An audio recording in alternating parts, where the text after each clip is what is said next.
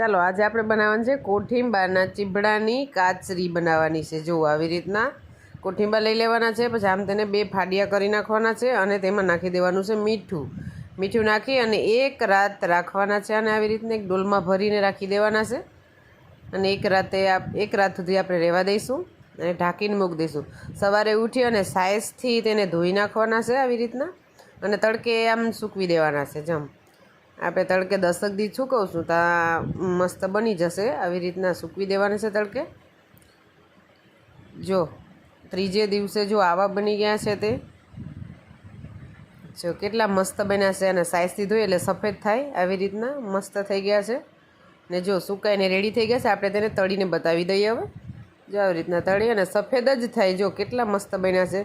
તો આપણે કોઠીંબડા જો કેવા મસ્ત અને સરસ બન્યા। જુઓ।